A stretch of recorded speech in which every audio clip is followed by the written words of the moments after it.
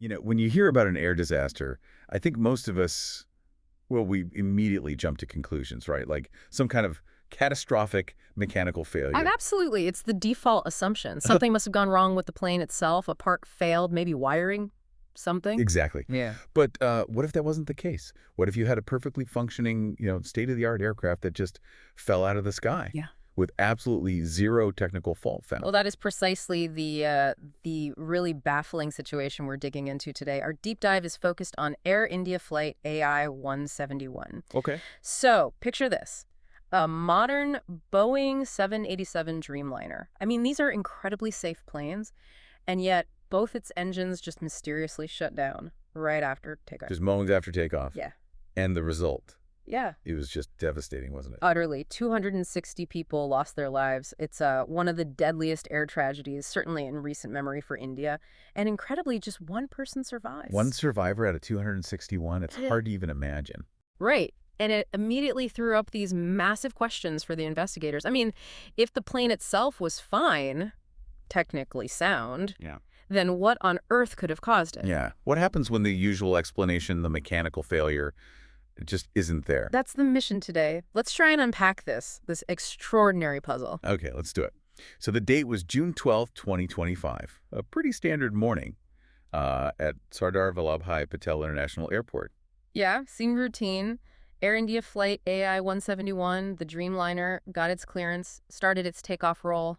But just moments after getting airborne, everything went wrong. Horribly wrong. Both engines. At the same Ah. time, they just stopped, cut out completely. Ah. The aircraft lost all thrust, naturally lost altitude very quickly, and crashed just seconds later. And as you said, 260 people killed, instantly becoming this huge national tragedy and a major incident in aviation history there. Absolutely. And like we were saying, the initial thoughts, everyone's first reaction was, well, it has to be technical. Right. Both engines failing simultaneously. That just screams system failure or maybe contaminated fuel, something like that. You'd think so, but this is where the whole investigation took a really, really unexpected and frankly quite disturbing turn. Okay, so what did they find instead? Well, the data recorders, the FDR and the CVR, the cockpit voice recorder, they told a different story.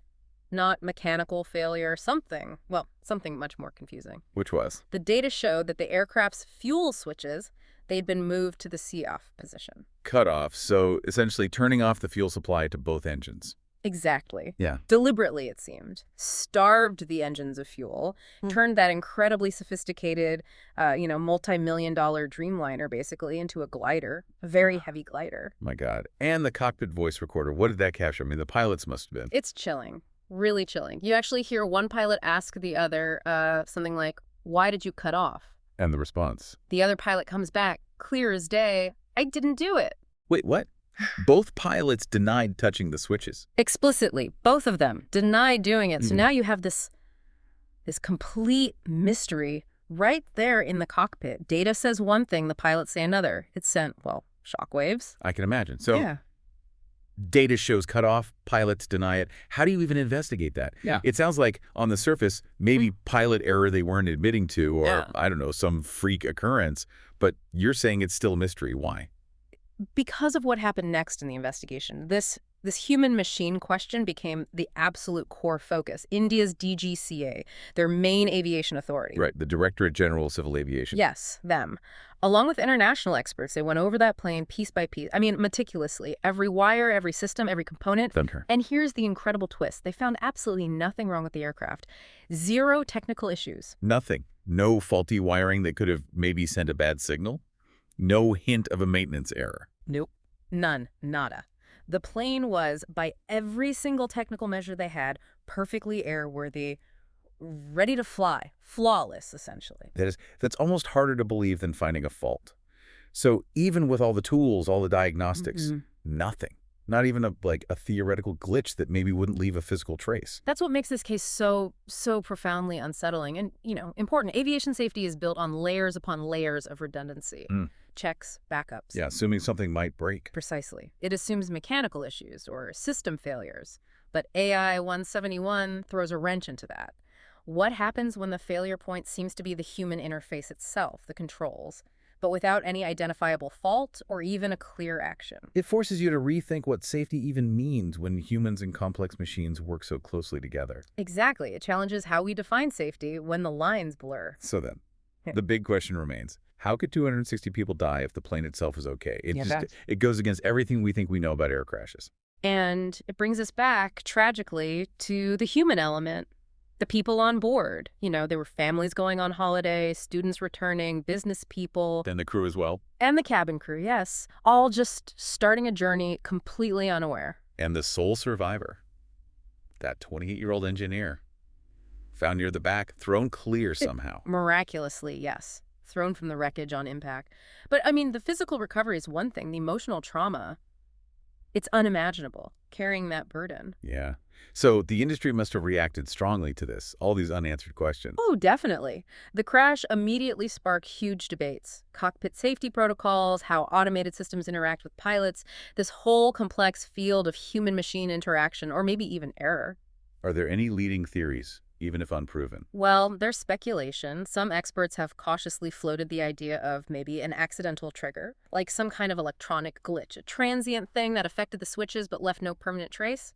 Highly unlikely, but possible. Hard to prove. Very. Others are more direct, calling for maybe a redesign of where those fuel cutoff switches are located in the cockpit to make absolutely sure they can't be activated accidentally or, through some unforeseen interaction. But still, bottom line, nobody knows for sure who or what flipped those switches. That's the lingering, agonizing question. No definitive answer. So where does that leave things now? In India, the families. Well, naturally, there's immense grief and a very strong, very public demand for answers, for accountability.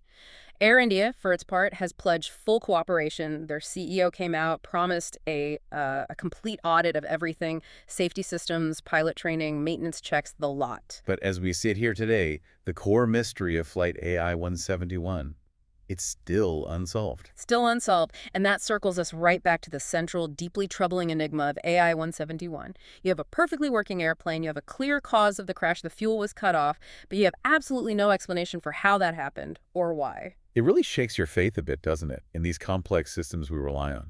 It does. It forces us to ask what it means for our trust, not just in aviation, but in any field with complex technology, when these fundamental questions about human actions or maybe totally unforeseen system behavior remain blank, even after you've looked absolutely everywhere. So, thinking about that, Yeah. what's the final thought we should leave our listeners with?